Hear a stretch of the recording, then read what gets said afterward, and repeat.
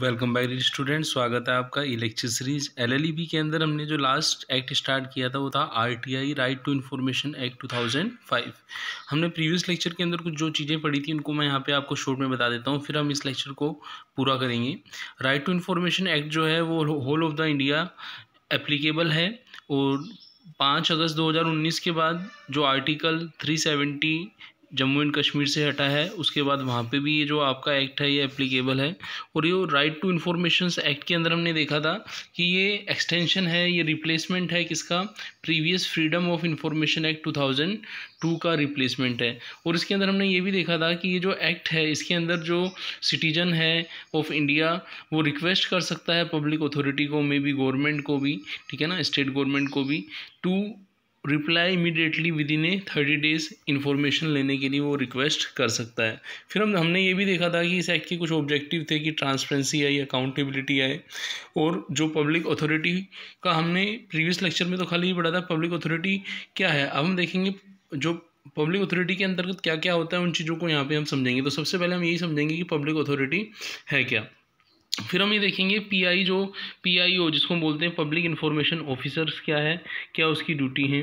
फिर इसके अलावा हम देखेंगे इन्फॉर्मेशन कमीशन जो है उसको क्या पावर है, अपडेट अथॉरिटी क्या है, पेनल्टीज़ क्या हैं यदि आप इस एक्ट के प्रोविज़न को पूरा नहीं करते, और जुरिडिक्शन ऑफ कोर्ट क्या है इसके अंदर। तो हम शुरुआत करते हैं सबसे पहले पब्लिक अथॉरिटी। तो public authority means any authority और बॉडी और institute of self government establish constituted under the constitution, constituted any other law made by parliament or by any other state legislature, notification issued और order made by the appropriate government. इसके अंदर हम किसको include करेंगे, इसके अंदर हम body owned control और सब्सटेंशियली फाइनेंस जो हैं, एनजीओज जो हैं, उनको हम इंक्लूड करेंगे जो डायरेक्टली इनडायरेक्टली अप्रोप्रिएट गवर्नमेंट, चाहे वो सेंट्रल गवर्नमेंट हो चाहे वो स्टेट गवर्नमेंट हो, उससे क्या है फाइनेंस है, तो वो पब्लिक अथॉरिटी मानी जाएगी। तो आप पब्लिक अथॉरिटी से क्या कर सकते हो, इन्फॉर्मेशंस की रिक्वेस्ट कर सकते हो। फिर हमने देखा था कि ड्यूटीज़ क्या है, ड्यूटी किसकी, पीआईओ। तो पीआईओ को हमें पहले समझना है पीआईओ होता कौन है, फिर उसकी ड्यूटीज़ की हम बात करेंगे। पीआईओ वो पर्सन होता है, वो ऑफिसर होता है जिसको हम बोलते हैं पर्सनल इन्फॉर्मेशन ऑफिसर, कि जो पर्सन रेस्पॉन्सिबल है हमें जो हमने इन्फॉर्मेशन रिक्वेस्ट की है वो हमें सप्लाई करने के लिए, वो प्रोवाइड करता है हमारी जो रिक्वेस्ट है उसके बेस पर हमें इन्फॉर्मेशन प्रोवाइड करता है। तो public information officer are officer designated by the public authority in all administrative unit. जो हमने देखा था कहाँ से हम आरटीआई की इन्फॉर्मेशन ले सकते हैं, आपको याद हो, और कहाँ से हम नहीं ले सकते हैं। तो वहाँ पे जो भी आपकी पब्लिक अथॉरिटी है उन्होंने उनको अपॉइंट कर रखा है, उनको हम क्या बोलेंगे, पब्लिक इन्फॉर्मेशन ऑफिसर, जो रेस्पॉन्सिबल है पब्लिक को इन्फॉर्मेशन देने के लिए, ठीक है ना।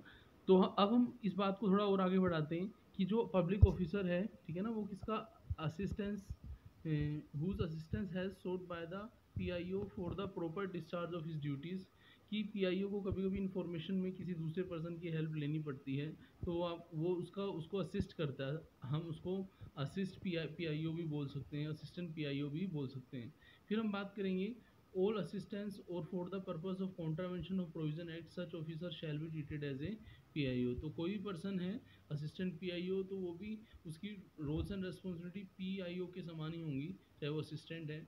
अब हम ड्यूटीज़ की बात करें, ड्यूटीज़ क्या हैं, जैसे कि आपको पता है जब उसका अपॉइंटमेंट इन्फॉर्मेशन देने के लिए हुआ है तो टाइमली इन्फॉर्मेशन भी देगा।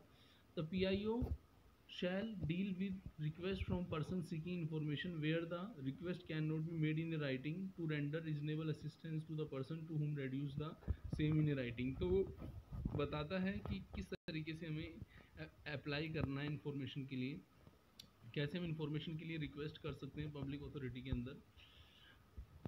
If the information requested for is held by subject matter is closely connected with the function of another public authority, the PIO shall transfer within a 5-day request to the other public authority।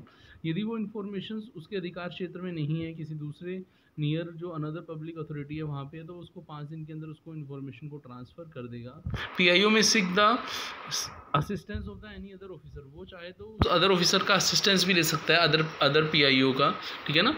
यदि उसको अपनी duties में कोई help चाहिए तो उसकी help भी ले सकता है। और यहाँ पे हमने ये भी देखना है कि जो इन्फॉर्मेशंस उसको मिलेगी रिसीट्स ऑफ रिक्वेस्ट के विद इन 30 डेज़ क्या मिलेगी, वो इन्फॉर्मेशन मिलेगी। ये अंडर सेक्शन आपका 8 और 9 बताया गया है कि जो भी 10 रुपीज़ की फ़ी है उसके साथ आप इन्फॉर्मेशन ले सकते हो। Where the information is requested for the concerned life or liberty of the person, the information should be provided within a 48 hours. यदि इंफॉर्मेशन इस तरीके की है कि वो किसी पर्सन की लाइफ से रिलेटेड है, may be concern with the life and liberty of the person, तो उसको 48 आवर में क्या करना पड़ेगा, सप्लाई करना पड़ेगा, इन्फॉर्मेशन को देना होगा. और if PIO fail to give the decision on the request within a prescribe time, यदि जो टाइम ऊपर दिया हुआ है उसके अंदर वो नहीं इन्फॉर्मेशन दे पाता, he shall be deem to be refuses the request, तो ये माना जाएगा कि उसने मना कर दिया इन्फॉर्मेशन देने से. Where request has been rejected the PIO shall communicate the requester for the reason for rejection for the period which is appeal against such rejection में be preferred the particular of appellant authority. तो वो क्या करता है, वो उसको ये बताना होता है कि उसने जो प्रेस्क्राइब टाइम है उसके अंदर इन्फॉर्मेशंस क्यों नहीं दी, और यदि इन्फॉर्मेशन नहीं दी तो उसका रीज़न भी उसको बताना होगा. फिर हम बात करेंगे PIO shall provide the information in form in which the sought unless it is would be disproportionately diverted the resources of the public authority. कि PIO जो इन्फॉर्मेशंस देता है तो उसको ध्यान रखना है कि जो पब्लिक अथॉरिटी है उसके रिसोर्सेज पर उसका एडवर्सली इफेक्ट नहीं पड़े, ठीक है ना. वो इन्फॉर्मेशंस जो प्रोवाइड करेगा इस तरीके की इन्फॉर्मेशंस नहीं देगा, ठीक है ना. PIO की जो ड्यूटी है वो क्या है, allowing the partial access, the PIO shall be give the notice to the applicant only the part of record requested. यदि उसको लगता है कि कुछ इन्फॉर्मेशंस सम पार्ट रिक्वायर है जो उससे रिलेटेड नहीं है, जो उसकी प्रॉपर्टी और PIO से रिलेटेड नहीं है, पब्लिक अथॉरिटी से रिलेटेड नहीं है, पब्लिक अथॉरिटी जो भी ऑर्गेनाइजेशन उनसे रिलेटेड नहीं है, तो वो इन्फॉर्मेशन जो है after the severance of the record containing information which is exempted from the disclosure is being provided. कि उसको लगता है कि यदि एग्जेम्प्टेड इन्फॉर्मेशन है तो वो उसको नहीं प्रोवाइड करेगा. एग्जेम्प्टेड का मतलब हुआ कि वो इन्फॉर्मेशन देने की एक्ट के अंदर मना ही है, तो उस तरीके की इन्फॉर्मेशन नहीं देगा, उसके अलावा इन्फॉर्मेशन वो दे सकता है. The reason for decision including the finding, कि यदि उसने कोई इन्फॉर्मेशन दी है तो उसका material question of the fact क्या है, मटेरियल क्वेश्चंस का आंसर हुआ है या फिर नहीं है, name of designation of the person giving the decision क्या है, detail of the fee calculated by him. Fee की यदि हम बात करें तो वहाँ पे हम ये देखेंगे कि जब हम रिक्वेस्ट करते हैं किसी इन्फॉर्मेशन के लिए तो हमें ₹10 की जो फ़ी है वो तो पे करनी पड़ती है. इसके अलावा जब हमें वो इन्फॉर्मेशन सप्लाई होती है तो हमें उसमें भी कुछ अलग से चार्जेस पे करने पड़ते हैं. जैसे आपका A4 साइज़ जो भी पेज है, A3 साइज़ है, वहाँ पे ₹2 हमें एक पेज के देने हैं, जो पोस्टेज है वो देना है, ठीक है ना. इसके अलावा डिस्क या फ्लोपी में हम लेते हैं तो आपको ₹50 प्लस पोस्टेज देना है. इसके अलावा इंस्पेक्शन कॉस्ट है कि फर्स्ट आवर जो है फ्री है, उसके बाद यदि इंस्पेक्शन होता है तो ₹5 पर आवर जो होता है वो उसको फ़ी पे करनी पड़ती है. तो यहाँ पे हम ये देखें तो डिटेल में बताया गया है कि इन्फॉर्मेशंस के रिगार्डिंग जो भी फ़ी है वो प्रेस्क्राइब्ड है, और जो भी इन्फॉर्मेशन कितनी मिलेगी वो भी प्रेस्क्राइब्ड है, उससे ज़्यादा इन्फॉर्मेशंस जो है एग्जेम्प्टेड इन्फॉर्मेशन है वो नहीं मिलेगी. Is right with the respect to preview of the decision regarding non disclosure of the part of information, amount of fee charge वो बताएगा, क्या इन्फॉर्मेशन उसने दी है वो देगा. If information sought has been supplied within a third party related to the third party, the PIO intend to disclose such information to the applicant shall within a 5 day from the receipt of the notice. कभी कभी क्या होता है, जैसे मैंने आपको बोला था कि PIO को असिस्टेंस के लिए असिस्टेंट पब्लिक ऑफिसर चाहिए, जिसको हम APIO बोलते हैं, तो वो उसको एडिशनल 5 डेज़ मिलते हैं इन्फॉर्मेशंस को देने के लिए, एडिशनल 5 डेज़ मिलते हैं. फिर हम बात करेंगे कि PIO के बाद जो हमने नेक्स्ट जो पढ़ना है वो क्या पढ़ना है कि जो पावर्स हैं, पावर ऑफ इंफॉर्मेशन कमीशन क्या है, एपलेट अथॉरिटी क्या है, पेनल्टी क्या है, जुडिशरी क्या है. तो मैं इनको 1 बाय 1 आगे आपको समझा रहा हूँ. बढ़ते हैं हम आगे. पावर ऑफ द कमीशंस क्या हैं. The power central government commission, state commission, जो भी आपकी गवर्नमेंट है, अप्रोप्रिएट गवर्नमेंट है, उसने पावर दे रखी है. हु हैज़ बीन, की कमीशन ने क्या पावर दी है, any person who has been able to be submit application for information request because PIO has not been appointed, who has been refuses information what is requested, who has been received no response, who thinks the information fee charge is unreasonable, who thinks information gives incomplete, any other matter related to obtaining information. तो इसमें क्या है कि जो power है information commission, वो ये उस पर्सन को, उस सिटीजन को ये पावर देता है कि जो उसको इन्फॉर्मेशन चाहिए थी वो टाइम पे नहीं मिली, इन्फॉर्मेशन जो है उसको देने से मना कर दिया गया है, पार्शियल इन्फॉर्मेशन दी गई, या फिर जो चार्ज प्रिस्क्राइब था उससे ज़्यादा चार्ज लिया गया है, इनकम्प्लीट इन्फॉर्मेशन या पार्शियल इन्फॉर्मेशन जो दी गई, कोई भी मैटर जो इन्फॉर्मेशन से रिलेटेड है तो उसके लिए उसको पावर है। Power to order inquiry if the reasonable ground, तो उस बेस पर वो रीजनेबल ग्राउंड पर इंक्वायरी के लिए भी बोल सकते हैं। जैसे आप देखें, summoning and enforcing attendance of the person, compelling them to give oral and written evidence on oath to produce the documents, requiring and discovery of inspection of document, receiving evidence of affidavit, requesting public record and copy of any court, issuing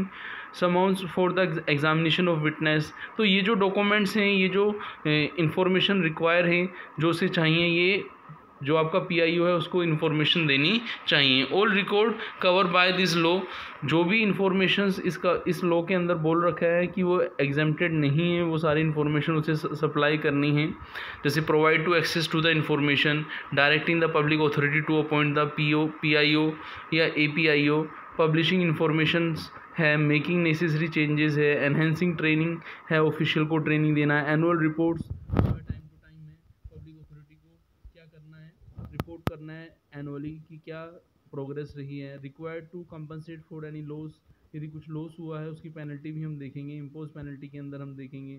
यदि application rejection हुआ है तो उसके बारे में ये सारी informations जो है उसको जो पब्लिक अथॉरिटी है वो इन्फॉर्मेशंस ले सकती है। Power to secure compliance of its decision from the public authority के अंदर ये चीज़ें मांगी जा सकती हैं। फिर हम बात करेंगे एप्लीकेंट अथॉरिटी। आपको याद हो तो प्रीवियस लेक्चर के अंदर मैंने आपको बोला था, जब हम रिक्वेस्ट करते हैं किसके लिए, इन्फॉर्मेशन के लिए, तो वहाँ 2 वे होते हैं, फर्स्ट रिक्वेस्ट और सेकंड रिक्वेस्ट, याद है आपको। तो वहाँ पे मैंने आपको बताया था फर्स्ट अपील जो हम करते हैं, सेकंड अपील जो करते हैं RTI एक्ट के अंदर, तो वो चीज़ यहाँ पे फर्स्ट अपील हम समझेंगे और हम सेकंड अपील समझेंगे। तो फर्स्ट अपील क्या है? फर्स्ट अपील क्या है कि you will be the officer senior in rank of the PIO in concern public officer, first appeal is to be made within 30 days in prescribe time from the receipt of the decision, कि वो उसको with in 30 days क्या करेगा, informations देगा। The first appeal shall be disposed of with in 30 days of the receipt of application, period can be extended 15 days if necessary. यदि ऐसी स्थिति है कि डेटा देने में जो है कलेक्ट करने में टाइम लग रहा है तो 15 दिन तक बढ़ाया जा सकता है, ठीक है ना। जो 13 days है 45 days तक जा सकता है। सेकंड अपील की हम बात करें, second appeal of the central जो आपका CIC होता है, जिसको बोलते हैं सेंट्रल इन्फॉर्मेशन कमीशन या SIC जो होता है, case may be to be made within 90 days date of receipts, कि यदि वो सेकंड अपील करता है तो उसको 90 days के अंदर क्या मिलेगी, इन्फॉर्मेशन मिलेगी। तो यहाँ पर जो हमने पढ़ा, जो आपका CIS सेंट्रल इन्फॉर्मेशन कमीशन और SIS को सेकंड अपील के अंदर 90 days का टाइम मिलता है। फिर हम बात करेंगे कि यदि जो 90 days जो हो चुके हैं और 30 days के अलावा 15 days भी हो सकें, तो उस समय यदि कोई प्रॉब्लम आती है तो हम क्या करें, तो उस समय सेकंड एप्लीकेंट अथॉरिटी को अप्रोच करेंगे। तो वही प्रोसेस जो है आगे का, जो सेकंड एप्लीकेंट अथॉरिटी का था, वैसे ही आपका सेकंड एप्लीकेंट अथॉरिटी का होगा। पेनल्टीज़ की यदि हम बात करें, पेनल्टी क्या है, देखो यदि इन्फॉर्मेशन PIO ने नहीं प्रोवाइड की है तो 250 पर डे, मैक्सिमम 25,000 है। ये किसकी कब होगा, जब वो एप्लीकेशन को एक्सेप्ट नहीं करता है या इन्फॉर्मेशन रिलीज़ नहीं करता है, या फिर इन्फॉर्मेशन के अंदर कुछ गड़बड़ करता है, इन्फॉर्मेशन इनकम्प्लीट देता है, इन्फॉर्मेशन जो रिक्वेस्ट की है वो नहीं देता है, उसके अलावा इन्फॉर्मेशन देता है। तो कहीं ना कहीं हम ये देखें कि राइट इन्फॉर्मेशन मिले, राइट टाइम पर मिले, तो उसके लिए हमने पेनल्टी का प्रोविज़न रखा है कि PIO 250 पर डे और मैक्सिमम 25,000 जो है वो की जो भी सैलरी है उसमें से डिडक्ट होगा। तो ये पेनल्टीज़ की प्रोविज़न है। फिर हम जुडिशन ऑफ कोर्ट की हम बात करें तो lower court are barred from the entering the suit applicant against any order made under this section. The writ jurisdiction of the supreme court and high court under section 32 और 225 of the constitution remain unaffected. यदि इसके बावजूद भी यदि information नहीं मिलती है तो आप आगे की प्रोसेस के लिए जो सुप्रीम कोर्ट है और हाई कोर्ट को आप क्या कर सकते हैं, अपील कर सकते हैं। तो इस लेक्चर के जो अंदर जो हमने चीज़ों को पढ़ा एक बार मैं आपको बता देता हूँ। सबसे पहले मैंने आपको बताया था कि जो पब्लिक अथॉरिटी क्या है, ड्यूटी ऑफ PIO क्या है, PI जो है पावर्स ऑफ इंफॉर्मेशन कमीशन क्या है, एप्लीकेंट अथॉरिटी क्या है, अपील्स देखी थी उसके अंदर। फिर हमने पेनल्टीज़ देखी, फिर जुडिक्शन का ऑफ कोर्ट के अंदर हमने देखा कि हम आगे इन्फॉर्मेशन के लिए फर्दर कोर्ट में जा सकते हैं। तो इस लेक्चर के अंदर हम इतना ही पढ़ते हैं, मिलते हैं नेक्स्ट लेक्चर में। थैंक्स।